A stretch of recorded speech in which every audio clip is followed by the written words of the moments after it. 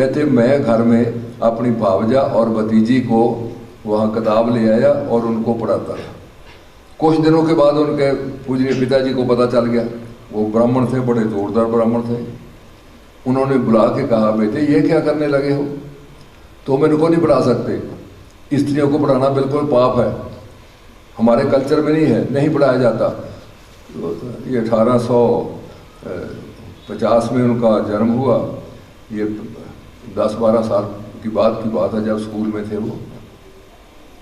तो कहते मैं जाके भाग के किताब ले आया। मैंने पता ही किताब में लिखा हुआ है।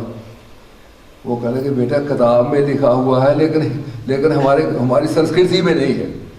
कहते मैं उनके लिए शब्द बहुत प्यार रखता था, बहुत मेरे अंदर वो कृतज्ञता थी, मैं बोला नहीं।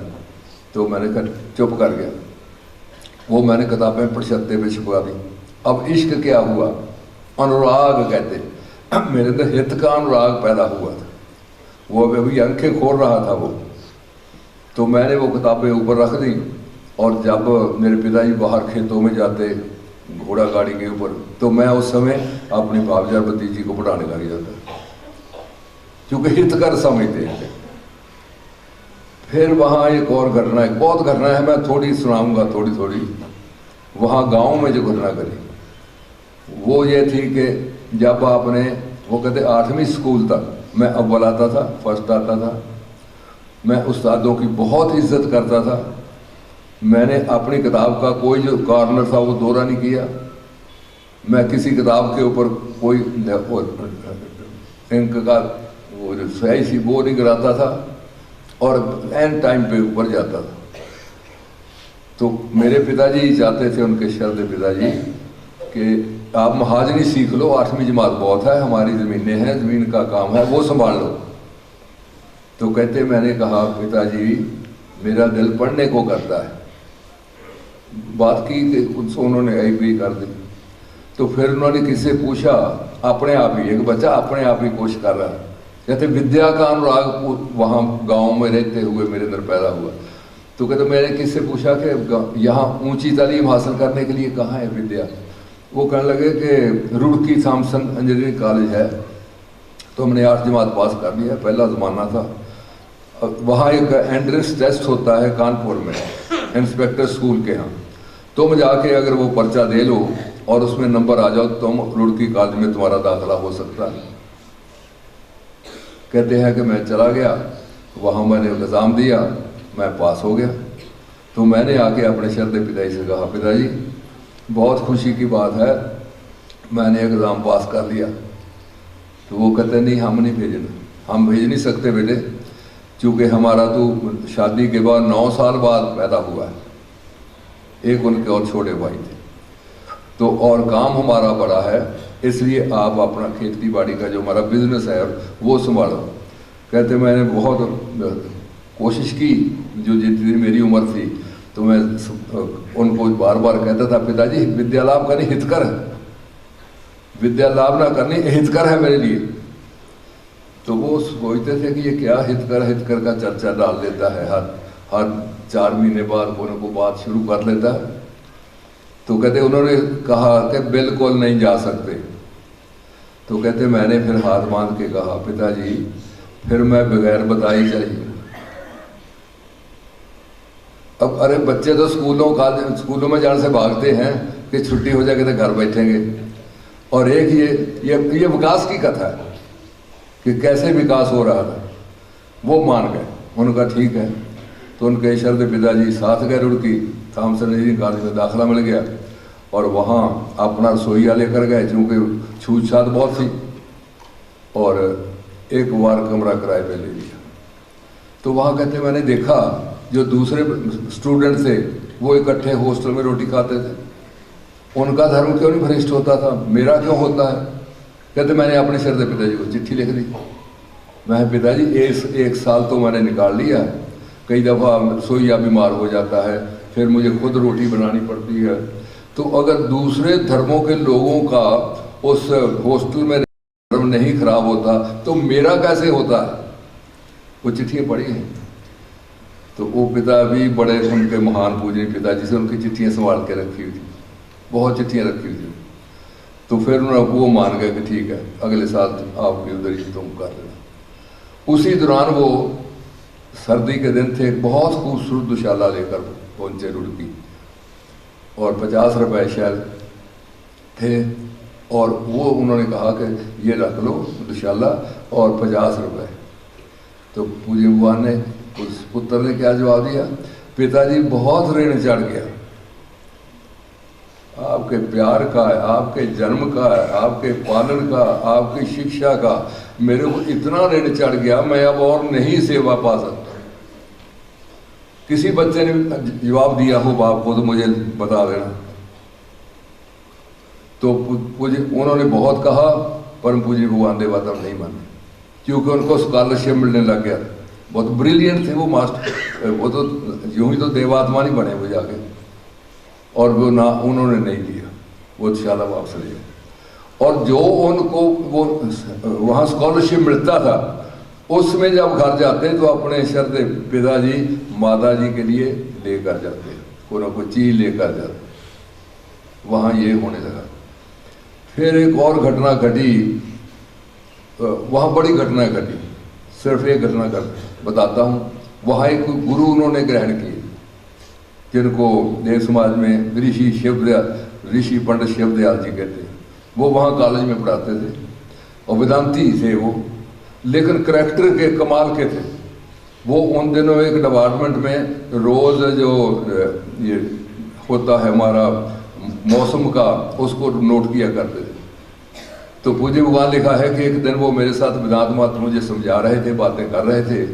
तो इतनी देर में मैंने क्या देखा कि उन्होंने अपने जोर जोर मुंह के ऊपर थप्पड़ मारे। तो मैं बड़ा हैरान हो गया, कहने लगे कि वो जो मैं टाइम देखता था उसमें मुझे लगता है 1 सेकंड ज़्यादा हो गया। अरे ऐसा भी कोई ऐसा गुरु ग्रहण किया जो दुनिया से बिल्कुल भिन्न किस्म के थे। और उन्होंने एक पत्र लिखा पूज्य भगवान को कि झूठ कभी नहीं बोलना, बेशक कितना दुख मिले और दुनियावी तौर पे कितना ही नुकसान हो जाए। पूज्य भगवान ने लिखा है, हितनुराग तो मेरे अंदर पैदा हो चुका था, वो तो लगातार मेरे जीवन से सैकड़ों घटनाएं घट रही थी, एक विरले नहीं थी, लगातार घटती थी उसकी। वो तो सारा साल लगे तो सारी उनकी जीवनी हम समझाएं। तो कहते हैं कि वो जो वहाँ पे गुरु ने बात कही, मेरे अंदर जो मेरे सत्यानुराग की एक दूसरा भाव उनके अंदर पैदा हुआ, सत्य का अनुराग। कहते हैं उस क्या पैदा हुआ, सत्य भाषण अनुराग पैदा हो गया पहली चिट्ठी से ही। कहते हैं मेरे गुरु ने बात कही, मेरे अंदर जो पूंजी थी वो फड़क उठी। और ये जो हमारे अंदर नीच अनुराग पैदा होते हैं, ये हमने ट्रेनिंग थोड़ी दी है। मनुष्य जितने भी नीच अनुराग है वो वातावरण में पैदा हो जाते हैं, आदमी के अंदर चिंताएं चलती हैं, वो पैदा हो जाते हैं। तो वो उनका उससे कहते सत्य अनुराग का पहला मेरे अंदर अंग पैदा हो गया, सत्य भाषण अनुराग। इसलिए जब बहुत पूज्य भगवान बूढ़े हो गए थे, बड़ी उम्र हो गई थी, तो उन्होंने कहा था मेरे सेव को, मैं अब इतना बूढ़े मेरी उम्र हो गई है, तुमने मुझे देखा है, तुमने कभी देखा है मैंने झूठ बोला? कहते मैंने सारी दुनिया से झूठ न वो आगे जाके बताऊंगा, लेकिन मैंने उस दिन के बाद जिसको मैं पता लग गया कि झूठ है, फिर मैंने कभी नहीं उसका साथ दिया, ना कभी किसी को सलाह दी, ना कोई बात की। भिन्न किस्म के हो गए। उनके जो प्रिंसिपल थे लैंगमैन, उनकी बहुत इज्जत करते थे। तो वो कई घटनाएं वहाँ पे घटी। वो उन्होंने वहाँ 2 साल पढ़ाया, फिर टीचर भी रहे वहाँ। तो वहाँ जब गोरों को भी पढ़ाते थे, इंडियन को भी पढ़ाते थे। वहाँ जब झगड़ा होता था किसी बात में, तो प्रिंसिपल भगवान देवात्मा की ड्यूटी लगाते कि ये पैमाइश की जो है वो देखना। वो कहते हमारी ठीक है, और ये इंडियन कहते हमारी ठीक है। तो वो जो फैसला पूज्य भगवान देते थे वो ही मानते थे प्रिंसिपल। एक दफ़ा बहुत ज़्यादा झगड़ा हो गया, तो पूज्य भगवान ने कहा कि दोनों पार्टियों को, ये कहती हैं आप एक दफ़ा देखो। पूज्य भगवान गए, सारी पैमाइश दोबारा की, गर्मी का मौसम था बहुत, वो ऐसे टीचर नहीं थे। तो उन्होंने आके प्रिंसिपल को रिपोर्ट दी कि इंडियन ठीक है, गोरे गलत हैं, गोरों का तो राज था, उनके आगे कोई क्या आंख नहीं बढ़ाता था। तो उन्होंने कहा आर यू श्योर? तो उन्होंने कहा एक फिर चांस और दीजिए। फिर दोबारा गए, फिर टीम लेकर गए, फिर मापा और फिर कहा I am too sure 100% sure कि ये गलत है। उसने फैसला जो था इंडियन स्टूडेंट्स के हक में दे दिए। वहाँ से फिर चले गए लाहौर, वो पूरी की वहाँ का हो गया उनका सर्विस भी की और भी किया। तो फिर लाहौर प्रिंसिपल ने कहा, उन्होंने कहा मैं लाहौर जाना चाहता हूँ, तो आप मुझे सलाह दीजिएगा कौन सी जगह अच्छी रहेगी। उन्होंने कहा दिल्ली में तो जगह नहीं है, अलबत्ता लाहौर में है, तो मैं आपकी लाहौर में चिट्ठी देता हूँ। उस चिट्ठी में उन्होंने लिखा कि भविष्य में ये लड़का जो है ये बहुत महापुरुष बनने वाला है। ये पढ़ी है इंग्लिश की चिट्ठी, उनके अपने जीवन में दी हुई। तो लाहौर पहुँच गए। लाहौर में ब्रह्म समाज के बाबू केशव चंद और नवीन चंद्र राय ओरिएंटल कॉलेज के जो प्रिंसिपल थे, उनके नाम लेटर था, प्रिंसिपल ने दिया। तो उनके मिले, वो बड़े विद्वान आदमी थे, बंगाली थे। उनसे संपर्क ब्रह्म समाज के साथ हो गया। ब्रह्म समाज के वो उन दिनों पढ़ाते भी थे, लेकिन वो उसमें मिशनरी बन गए। ईश्वर के संबंध में, ईश्वर को मानते थे, ईश्वर के संबंध में वो सभाएं कराने लगे और इतना ईश्वर के संबंध में जगराते करते थे, जिसको जगराते कहते हैं, उनको इश्क इलाही के जलसे कहते थे। लाहौर में पूंजी भगवान जाते थे और 30 से 40 हज़ार आदमी इकट्ठा होता था लाहौर में। वो कहते हैं कि ये पंडित शिव नारायण, अगर शिव नारायण पूंजी भगवान का नाम था, कि पंडित शिव नारायण के इशारों के ऊपर ऑडियंस नाचती है। कहते इसकी ज़बान में वो तासीर है। वो तो इंडिया के लाल लाजपत राय ने लिखा कि ऐसा ओरेटर मैंने सारी किसी पॉलिटिकल जमात में नहीं देखा। उसने वो बताऊँगा बात आगे चल। तो वो करते थे। और बहुत ही हमारे जो महान कवि हुए हैं रविंद्रनाथ टैगोर, उनके जो शरद पिता रविंद्रनाथ टैगोर थे, उन्होंने कहा, उन्हें राज ऋषि जी कहते थे बंगाल में, उनके यहाँ ठहरते थे पूज्य भगवान जब जाते थे। तो उन्होंने कहा कि आप देव समाज के नानक हो, you are the Nanak of the Punjab. कि आपने तो, आप जैसा तो कोई भगत है ही नहीं ईश्वर, लेकिन वो ईश्वर का उनका रूप रहता था, लोगों जैसा नहीं था। उनके अंदर जो उच्च प्रेरणा पैदा होती थी, वो कहता है ये ईश्वर की कृपा से होती है, ये ईश्वर की वजह से होती है। तो वहाँ ब्रह्म समाज में रहे और उसी दौरान में जो इन पंजाब में वो उन्होंने लिखा, मैंने कभी तप नहीं किया, मैंने कभी जंगल में मैं नहीं गया, मैंने कभी ठंडी जगह के ऊपर खड़ा होकर तपस्या नहीं की। कहते मैंने तो फाके भी नहीं रखे, मुझे इनकी जरूरत भी कहते नहीं थी। वो नए, मैंने ये नए किस्म का रूप था उनका कि जिसमें वो आगे जाके इष्ट देव बनने की योग्यता प्राप्त की। तो उसमें वो जो वो पहला अधिवेशन हुआ इंडियन नेशनल कांग्रेस का, ये किसी धर्म का संस्थापक नहीं था जो जाता हो, जिसने इस हिस्सा लिया। तो पहले वो संस्थापक थे 1885 में वो वहाँ पहली मीटिंग हुई। जो ओए ह्यूम थे उसके फाउंडर थे, गोरे थे, वो ICS थे, और दादा भाई नारो थे, बहुत महान आत्मा थे, गोखले थे, ये सारे बड़े बड़े महान जो लीडर थे पॉलिटिकल, वो पूज्य भगवान के लिए बहुत ज़्यादा श्रद्धा सम्मान रखते थे। और ह्यूम तो ये कहता था कि मैंने ऐसा पॉलिटिकल दुनिया में करैक्टर वाला आदमी नहीं देखा इधर। जब वहाँ पे अधिवेशन हुआ, तीसरा शायद था, तो उसमें एक रेजोल्यूशन था शराबबंदी के मतलब। उसमें पार्लियामेंट का मेंबर था इंग्लैंड का मिस्टर कैन, उसने लिखा कि जब प्रस्ताव पास हुआ तो ऐसे बेजान सी स्पीचेस हो रही थी, ऑडियंस सारी जो लोग आए हुए थे जितने थे वहाँ बड़े बड़े, तो कहते एक 6 फुट से ऊपर, उन तो 6 फुट से ऊपर लिखा हुआ है लेकिन 6 फुट के कोई ऊपर नहीं थे। कि 6 फुट के ऊपर एक सन्यासी उठा उन दिनों 1882 में। पूज्य भगवान ने भी जीवन व्रत ग्रंथ को भी बताऊंगा। तो कहते उठते हुए ऐसे लगा कि सारे वातावरण में जैसे करंट हो गया हो। तो धड़ाधड़ लोगों ने हाथ खड़े करने शुरू किए। कहते मैं उन्हें मिला, मैंने उन्हें बेनती भी की कि आप इंग्लैंड में आइए, हमारे यहाँ भी लेक्चर दीजिए। लेकिन वो और हो गया, मुकदमे हो गए और हो गया, बहुत बुरा हाल हुआ। तो 1800 वहाँ ही पूज्य भगवान ने उन्होंने एक बात लिखी जो दुनिया में किसी ने नहीं।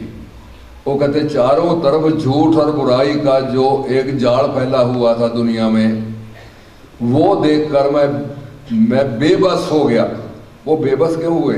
पूज्य भगवान के अंदर ये जो पहले तो वेतन राग पैदा हुआ, फिर सातन राग पैदा हुआ। सातन राग के 8 अंग कहते मेरे अंदर अनुराग पैदा हो गए। अलग अलग अनुराग था ये आज तक किसी ने, ये जो जीवनी है, मैं जीवनी का विकास की बात कर रहा हूँ। ये किसी पॉलिटिकल आदमी ने, किसी धार्मिक आदमी ने अपने जीवन का ये शक्तियों का वर्णन नहीं किया। उन्होंने कहा पहले मेरे अंदर जो पैदा हुआ वो सत भाषण और राग था। उससे आगे जो पैदा हुआ वो सतगत स्पष्ट कथन अनुराग था कि जो बात कहनी है बगैर लाग लपेट के कहनी है, उसमें 2 महीने ना निकलते हो वो कहनी है। और सत ज्ञान उपार्जन अनुराग, सत ग्रहण अनुराग, सत प्रतिज्ञा पालन अनुराग, सत प्रचार अनुराग, सत समर्थन अनुराग। आत्मा के संबंध में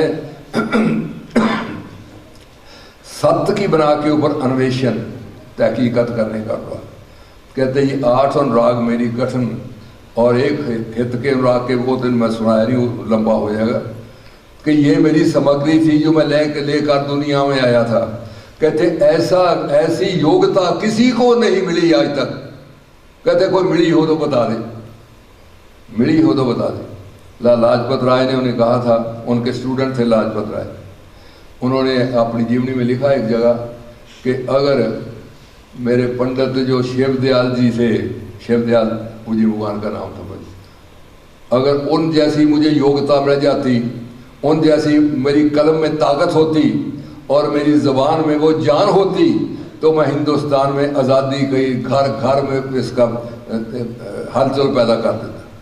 ये लाजपत राय लिखा। और एक दफ़ा बीमार थे, अमेरिका से आए थे, वहाँ सोलन ठहरे हुए थे। तो पूज्य भगवान ने उन दिनों एक और धमाका कर दिया, एक को छोड़ दूसरे को छोड़। लोग कहते थे ये आदमी कहीं ठहरता भी है। पहले ईश्वर की भक्ति की, सारी सारी रात जगराते किए, और फिर बैजनाथ में जो महर्षि थे,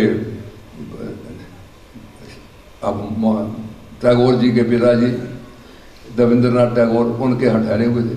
वहाँ एक किताब आई तो पूज्य भगवान ही बैठे थे, तो उन्होंने वो बहुत देखा और ऐसे मारी और कहा ये किताब मेरे किसी काम की नहीं है। उसमें लिखा क्या हुआ था, ईश्वर जो है वो दलील से, तजर्बे से साबित नहीं होता, उसकी वो वेरीफाई नहीं होता, इसलिए वो विश्वास ठीक नहीं। तो उन्होंने तो वो भक्त है वो भी बड़े, उन्होंने उधर मारी। पूज्य भगवान आए लाहौर में, उन्होंने वो किताब का टाइटल देख लिया था, शिष्टाचार। हर बात ही निराली थी।